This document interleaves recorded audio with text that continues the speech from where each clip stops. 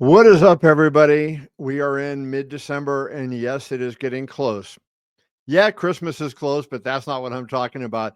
For me, Christmas Day will come on December 21st when Oleksandr Usyk, the unified heavyweight champion, defends his belt. And he's really, in my mind, the undisputed champion. He is the man in the heavyweight division in boxing. He will defend the belts in a rematch against former WBC and lineal champion Tyson Fury.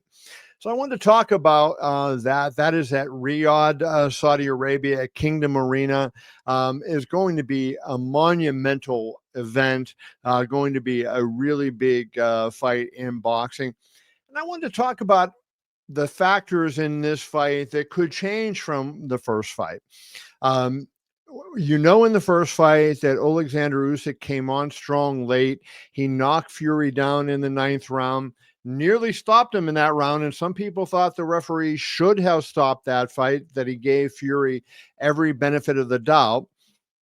But Fury made it to the finish, and Usyk won a split decision in that bout.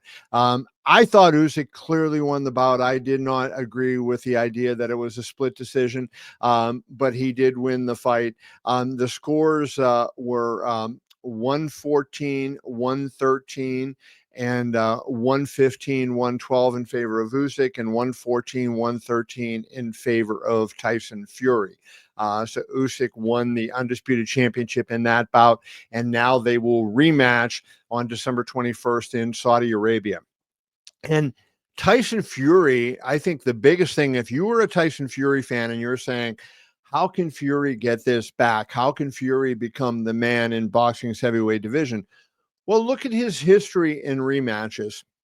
Fury has, this will be the fourth different man that Fury has rematched against. He rematched John McDermott, he rematched Derek Chisora, and he had two rematches against Deontay Wilder.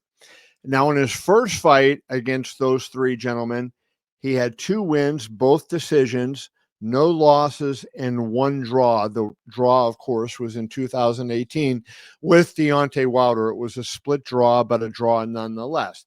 So Fury in the first fight against those three guys was 2-0-1 with no knockouts. In the four rematch fights, because he rematched Wilder twice, he was 4-0 with 4 KOs. So obviously Tyson Fury was able to step up his game and go and show that he knew how to get the job done. He knew how to make the adjustments. And never was that more apparent than in the second fight against Deontay Wilder at the MGM Grand in Las Vegas. That fight, I think, showed the fight IQ that Tyson Fury had, and his ability to break down what was going on in a match and change it to be in his favor. A lot of people, I would say most people, thought that Fury won the first fight with Deontay Wilder at Staples Center in Los Angeles, but he got dropped in that fight 2 times. And certainly it's hard to overcome 2 knockdowns in a fight that is not completely one-sided. So, no, I'm not going to argue or pick about the score in that first fight. But what Fury recognized is he had to back Wilder up. He could not let Wilder just walk him down, which I think Wilder did to varying degrees of success in their first fight. So in the second fight, Fury said, I am going to go right toward Deontay Wilder, and I'm going to knock that big dosser out.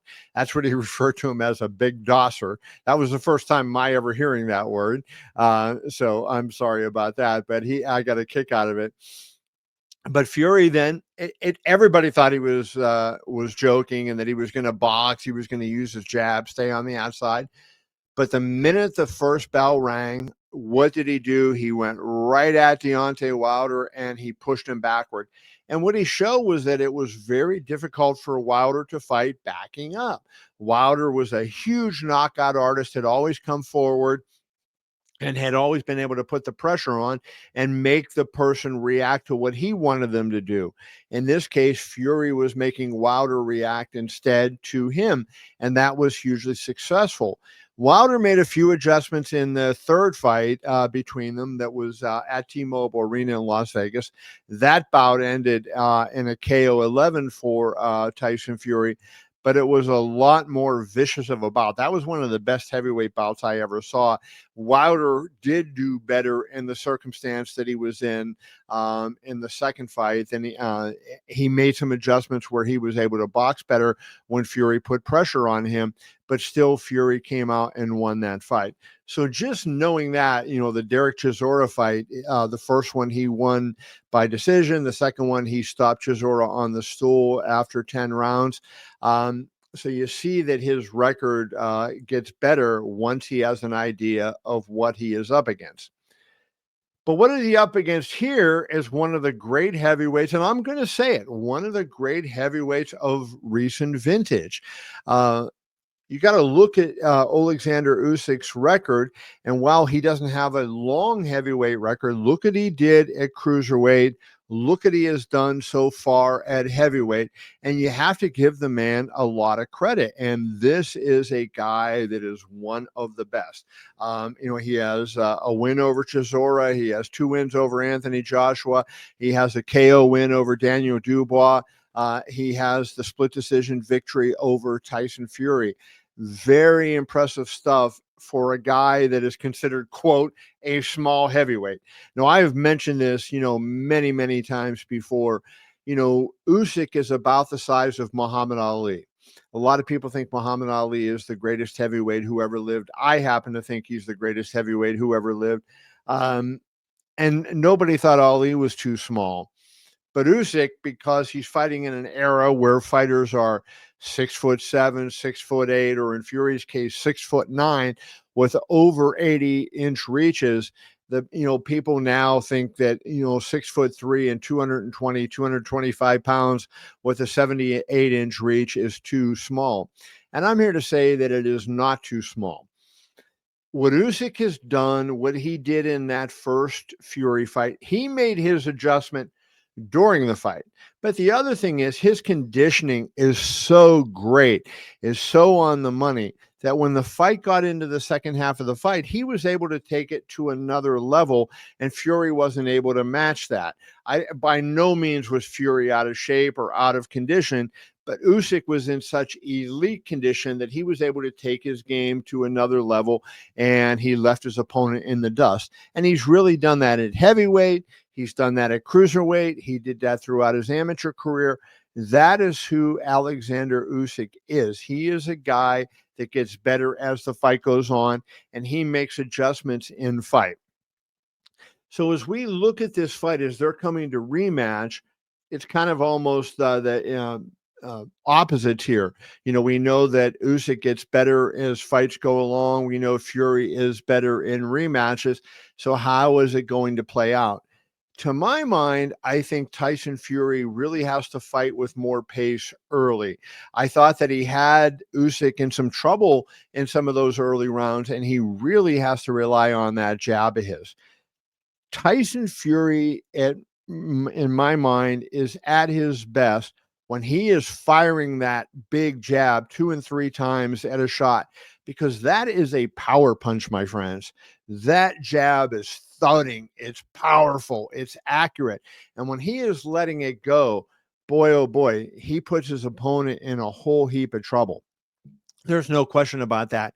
I've always thought that Larry Holmes had the best jab in heavyweight history. George Foreman's jab wasn't as quick or, as classic as maybe Larry Holmes, but George Foreman had that big, powerful jab. I think Tyson Fury's jab is right up in that realm. I'm not saying he surpassed either of those two guys, but I think his jab, when he chooses to use it, especially when he doubles it up or triples it up, boy, is a major, major weapon. And I think we saw that. I think it was the 4th or 5th round where he kind of had Usyk reeling a little bit in that first fight. I think if he goes to that jab early and really is punishing Usyk with it, that will make a difference as the fight wears down. So I think the number one thing as we look at what we expect to see from Tyson Fury in the rematch is use that jab big time. I think there's no question about that he has to use the jab big time. I think the other thing from Fury's standpoint is we have to see him stay in the center of the ring and not get in the corners, not get on the ropes. I think when Fury is in the center of the ring, he can kind of dictate the way the fight goes. If Usyk gets him on the ropes in a corner, he can pin him there. And Usyk is really good with combinations to the body. He's a very accurate puncher everywhere he goes. He can feint and create openings and then land those. And so he needs less distance. So I think if Usyk is in close and tight on Fury and has him on the ropes, that's not the way Fury wants to fight this fight. So I think from Fury's standpoint, there's two things. He wants to stay in the center of the ring, and he wants to be doubling and tripling that jab. I mean, to my way of thinking, if he jabs to the body and then comes up with one or two jabs to the head, that is really going to have an impact on Usyk. And he has to commit to that and do it over and over and over, because I think he'll start to slow down Usyk as that goes. And here's the thing that I think we have to consider. Both of these guys are a little bit older. Fury's going into the fight at 36 years old. Usyk is going into the fight at 37 years old. How is that going to play out? Especially Usyk. Usyk has been such a well-conditioned athlete throughout his career.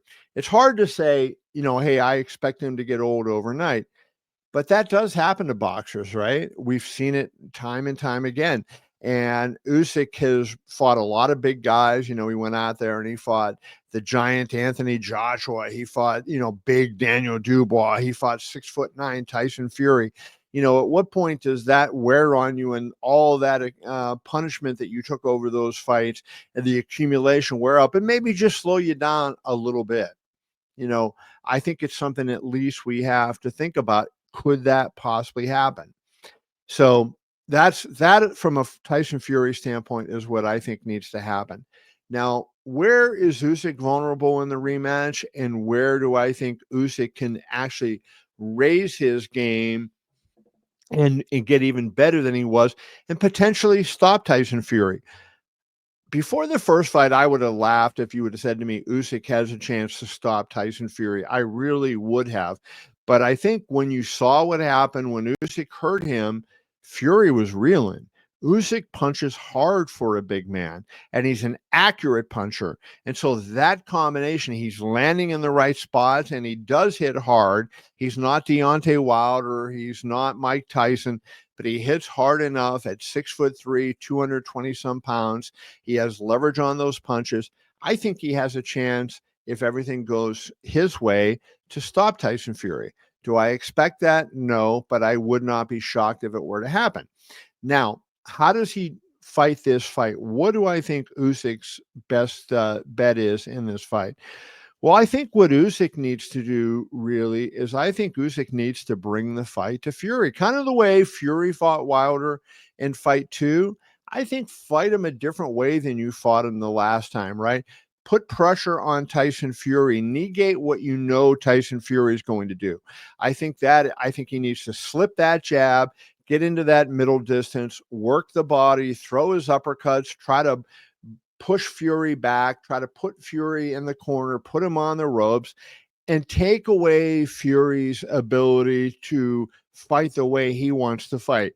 When Fury is looking to take a breather, push the pace. You're the better conditioned fighter. If you're Oleksandr Usyk, you have to go into this fight believing that you are the better conditioned fighter, that you can go harder, longer than Tyson Fury can. So you need to make Fury work. Try to tire the big man out. I think that's really something that he needs to do. What he has to do is stay away from being at the end of Fury's punches, because Fury will hit him very, very hard if he is at the end of those punches, and Usyk can't afford to do that. And I think secondarily, what Usyk needs to do is I think he needs to really use his footwork. Usyk is really good at creating angles with his feet and being able to set punches up. And I think, he has that combination. He has a lot of head and shoulder movement, a lot of upper body movement. He has good feints. And so I think if he uses his feet in combination with his upper body, maybe feint and beat where he's in position to throw. And I think it would be a good move if he's inside of Fury's jab, where he doesn't really have to worry about Fury's jab, to throw a lot of lead right hands at Tyson, because mix that up and make Fury not know what is coming. Maybe a lead left hook, a lead right hand, those kind of things I think are going to be important for Oleksandr Usyk in the fight. And again, I think as we look going down the stretch, finally, we have to say, and I rely on it, what I said before, he has to be the better fighter, the fresher fighter in rounds 9 through 12. And I think if he does that, we will see a much better performance out of him, where even though he won the last fight, does Usyk think he could have gotten better? Of course he does. He knows that he can get better. Um, I can't wait. I think this is going to be a really fun fight. It's going to be a really fascinating fight, and I can't wait to see it and break it down. I will have a lot of content on kevinioli.com and on my Kevin Iole YouTube channel as the fight approaches, so please stay tuned for that. Look forward to talking to you guys, and can't wait to see the fight. Talk to you soon, folks. Be well.